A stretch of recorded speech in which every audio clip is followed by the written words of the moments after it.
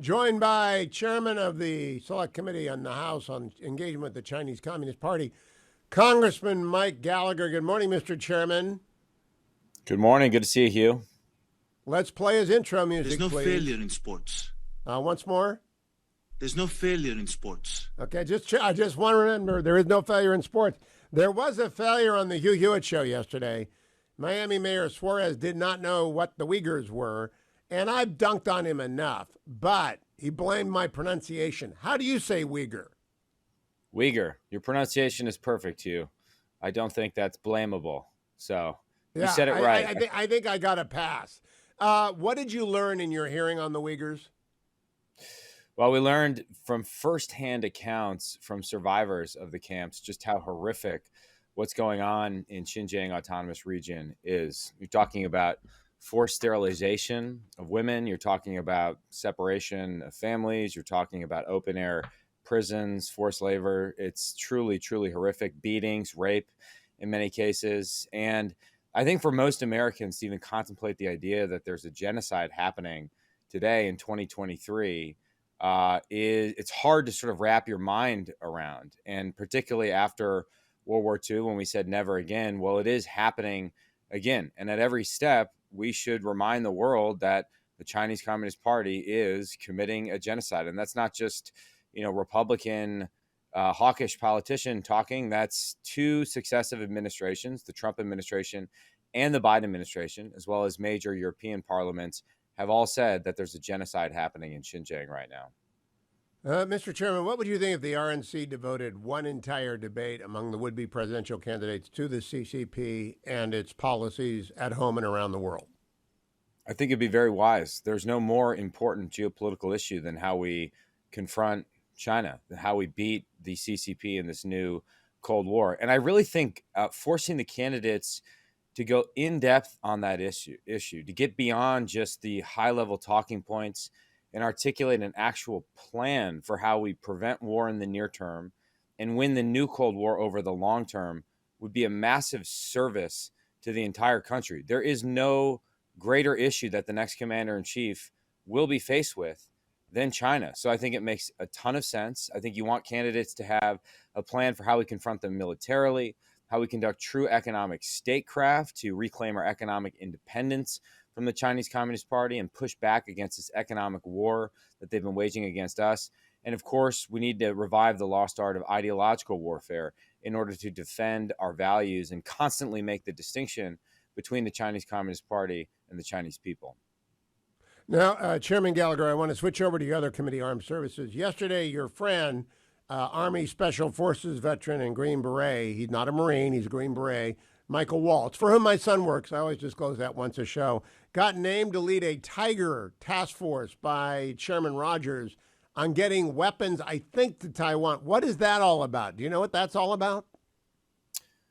Well, we have a $19 billion backlog of foreign military sales items for Taiwan. So these are weapons that they have purchased, that we have approved, but have not been delivered to Taiwan. So these are essential weapons like Harpoon anti-ship missiles, things that for relatively low cost, and I'm talking relative to a massive platform like an aircraft carrier or a destroyer or something like that, can have a huge impact on deterrence, on convincing Xi Jinping that he cannot take Taiwan by force because we've planted too many dangerous facts in his path. So clearing that backlog, I actually think, is one of the most important things we can do. To link it to your earlier question, it's something that every presidential candidate should be asked. What's your plan to arm Taiwan to the teeth?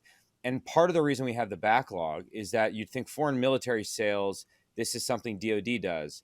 Yes, in part, but the State Department has primacy in this area, and therefore in Congress, jurisdiction is shared between the Foreign Relations Committee and the House Armed Services Committee. And that sort of interplay between the State Department and the Defense Department, in my opinion, creates a lot of the incoherence and a lot of the inefficiency that we see in our foreign military sales process. Final word on Mike Waltz.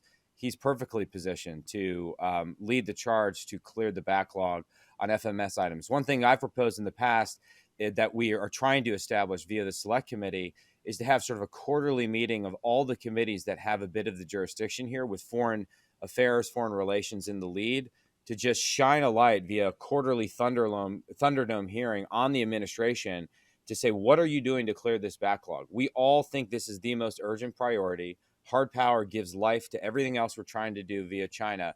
Clear the backlog. And if there's an industrial base complaint, then we should be going to these companies that produce these weapon systems, and we should be putting pressure on them in order to produce more and stockpile key munition systems. So I'm very encouraged by the appointment of Congressman Waltz. Chairman Gallagher, now, I love having you on, but we're going to establish a new rule.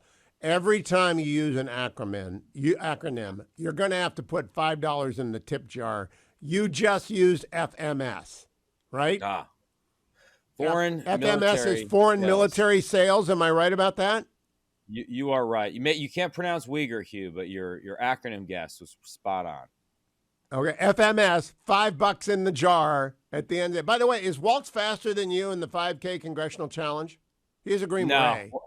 No, Waltz is a very old man who's breaking down. So he. All right, let me tell you what our friend Robert.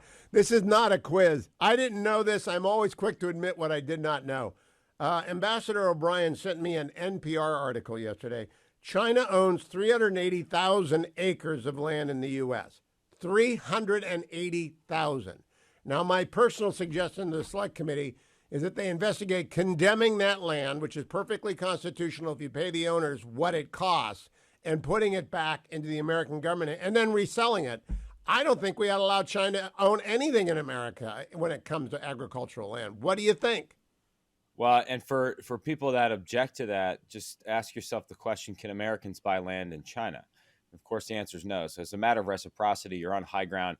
We are investigating this issue. We're working on a bill, a bipartisan bill that I would lead with a Democratic colleague of mine to fix this issue. What we need to do is update the Committee on Foreign Investment in the United States, CFIUS, to ensure that it has jurisdiction over all land purchases and to ensure that it has the ability to consider U.S. food security as a factor in assessing the potential risk of a transaction like this. So for foreign adversaries purchasing land near a sensitive site, like a military base, you could also set the bar higher at something called a presumption of unresolvability, which would put a thumb on the scale since these transactions come with a good deal of risk. Incidentally, when we fixed CFIUS, and I already defined it, so I don't owe you $5, about 4 years ago, or thought we fixed CFIUS, we gave them the authority to tackle land purchases or deny purchases like this. They then put forward a series of implementing regulations that were very vague and raised the question as to whether they had the authority. So now we're having to and fix something we thought we'd already fixed, clarify congressional intent in order to stop this from happening, because it is happening near sensitive military facilities, and it is a bad idea to let the CCP or CCP affiliated entities buy land near military bases in the United States. Now, I make the rules, and if you say Sisyphus and you don't spell it out, Frank Luntz says you got to say something 7 times. If you say it once and then you use it 3 times, you owe $15 in the tip jar, because people don't get it.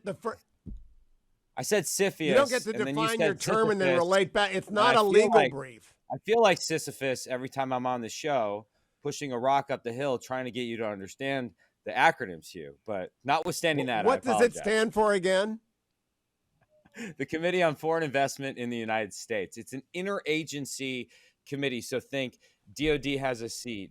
DOJ I did it again. Department of Defense has a seat. Department of Justice has a seat. And you're up to $30 today. That's right. They meet to consider whether purchases like this can go forward, as well as other foreign investment in the United States. Something like TikTok right now is mired in a Committee on Foreign Investment in the United States review process. And because it's a consensus-driven organization, oftentimes it fails to resolve these issues, or it comes up with a mitigation plan where that is really weak and unenforceable, which is what they were contemplating doing with TikTok. Now, there is another law called the Foreign Agents Registration Act, FARA for short. And the Foreign Agents Registration Act obliges people to register. Are all the people who bought this land on behalf of the Chinese government registered FARA agents? No, FARA is riddled with loopholes. In fact, one of the things I called for in a speech I gave at my good friend Jim Banks' defense conference yesterday in Fort Wayne, Indiana, was that in order to effectively wage ideological warfare, we need to better guard ourselves from the CCP's attempts to corrupt Americans and weaponize the DC swamp against us. And they use the opacity in FARA as well as all the loopholes in the lobbying disclosure arrangements in order to buy off elites in America, including former members of Congress. So one thing we're also working on is legislation that would fix the FARA process.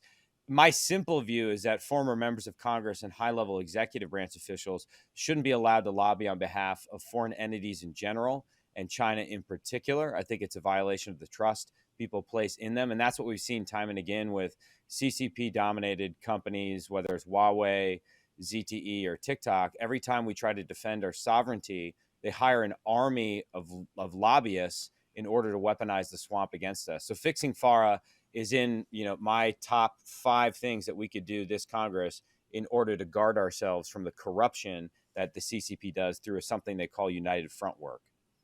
Now, Chairman Gallagher, we're running out of time here, but I used to do condemnation work in California, and the state of California, when they wanted to condemn land, they lowballed it, they deposited the amount of money in a bank account, and they told you to litigate. If we did that to the Chinese, we would learn in the litigation a lot about their front companies.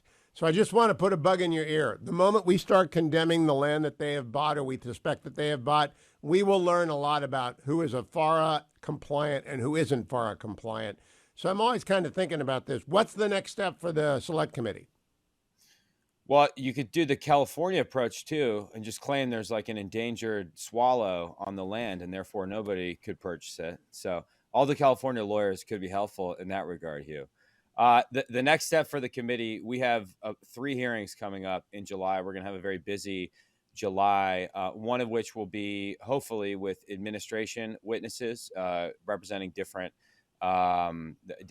agencies within the administration. Another will be on the risks of doing business in China in light of everything we've seen with the raid of Bain, with the regulatory action against Micron, and then another hearing on the technological competition with China and what we need to do to command the heights of technology. And Representative Jimenez just told me that 70 to 80% of the cranes working in American ports are owned by Chinese companies. Get that fixed too. I like to give you homework. He's got a great bill on Mayor Mayor Gallagher. Chairman Gallagher. It's a Chinese company. Thank you, Hugh. $30 into the tip jar. I'll talk to you next week.